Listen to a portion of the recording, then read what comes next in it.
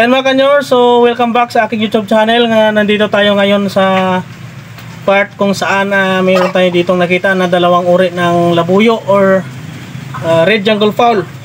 So ito ay dalawang uri ng labuyo, pure na labuyo, pero magkaiba sila ng katawan. So ito yung una ay ito yung maliit. Nakikita natin na kanyang tahid mataas na.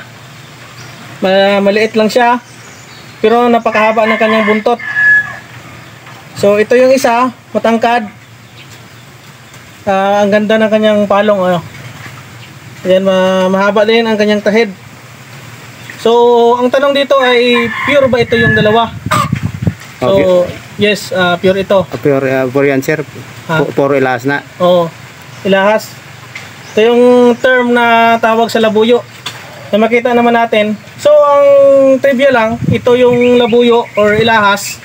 Dito nang galing yung patok ngayon na darag native chicken dito sa Western Visayas, dito sa Panay, at maging sa Guimaras or Negros. So sa mga hindi pa nakakalam kung saan nang galing yung darag, dito yan sa part ng Iloilo, Panay, Philippines. So ito yung mga pinanggalingan nila, kumbaga ito yung mga grandfather nila, dito nagmula ang mga darag na masarap na ngayon ay nabibili at nakakain natin sa mga restaurant or sa mga ano. So sa mga gustong mabili ng darag native chicken, so maaari kayo mag-comment or mag-chat sa akin sa aking Facebook account, Salvador Adonay Jr. Or maaari kayong mag-comment dito sa YouTube. Shout out na pala sa mga darag breeders dito sa Sara, Iloilo. Sa Padaba at sa lahat ng mga nag-breed ng darag. So malaking pasalamat natin na naisipan ng mayroong mga tao na nag-study para ito yung mag-breed ng darag na dito nang galing sa labuyo. So dalawang uri ng labuyo, pero maganda sila. Ano sir, galing sa West Visayas State University. Darag farm nila. Kaso hindi mo sa makita pag tanghali. Dahil ano sila? Mailap. Pero pagkahapon or umaga nandiyan sila. Yung mga farm dyan. Puro darag yan dito. Dok sir. So ito yung mga darag.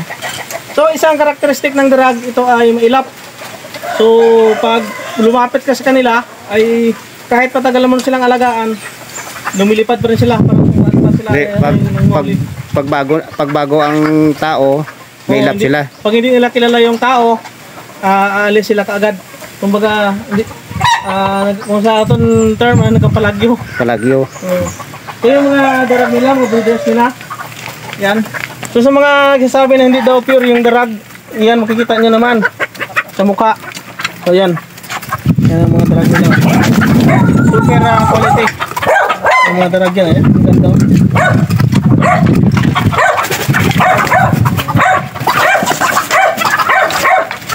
So ito sa ano, mga pugad dito tayo sa, yan, mga pugad. Yan mga pugad. Ayan. So hindi na kailangan incubator dito dahil maraming ano. Asa sulot yung incubator nga ito. Oo.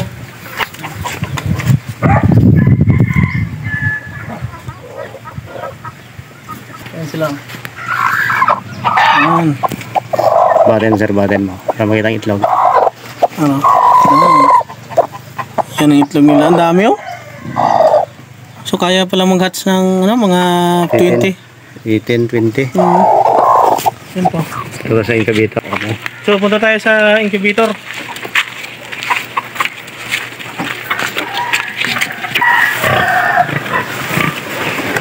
Yan, dito yung incubator. Yan mga bagong sisiw, ayan. So, yan mga bagong sisiw. Ito yung tatay nila.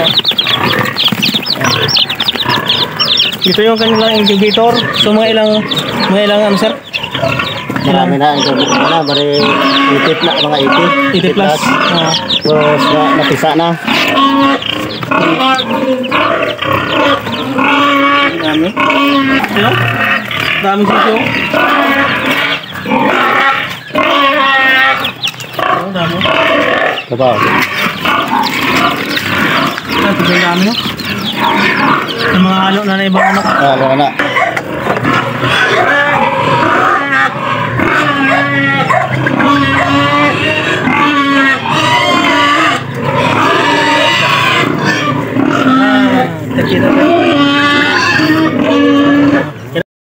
Yan lang mga baboy yung malaki. Tapos may mga itik. Ayan, daming itik. Ano pa? Ito. Ako. Yung may-ari. Sir, matagal ka na nag-aalaga ng darag? Matagal na. Mga ilang years na? Ang dalag na binigay sa amin, mga 1 year na November. Oo. So naparami mo? Naparami na? Marami ko. Tapos matagal ako nag-aalaga ng manok ng mga hulo. Hulo at saka yung mga dirasa? Dirasa, mga itik. Oo. So, ang ano sir, ang kita? May kita ba sa pag-aalaga ng darag? Income? Malaki din ang income kung Oo. Basta hindi lang magkasakit, no? marami na pagkasakit. Oo. Lalo ngayon wala nang masakit ang mga manok. Oo. Ito na, marami ko. Oo. Lalo yung mga itik. Yung mga itik isa, may baboy. Mayroon pa akong sisiw, oh. Ano to si sir, mahilig sa farming.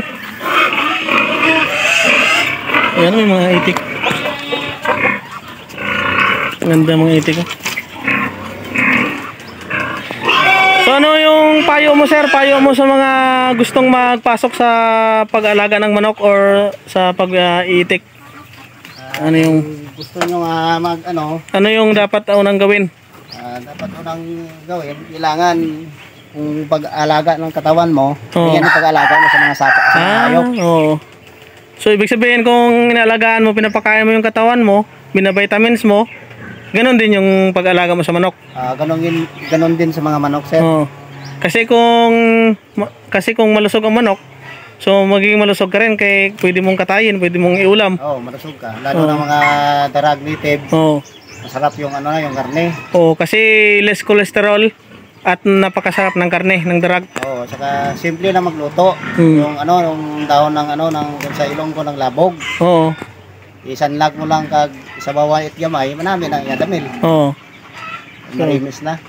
Ito yung area ni Sir, oh. Ang dami niyang itik, may baboy siya, may mga ibang manok. Pero yung pinaka special dito sa kanya na mga manok ay ang darag dahil ito yung magandang i-business, Sir, no? Oo, maganda.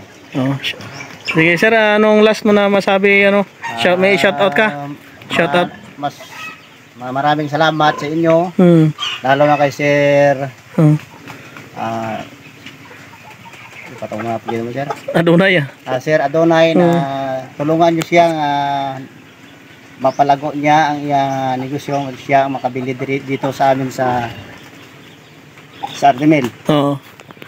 So maraming salamat din sir sa pagkakataon at sa tiwala mo sa akin at marami na din akong nakuha sa iyo ng manok.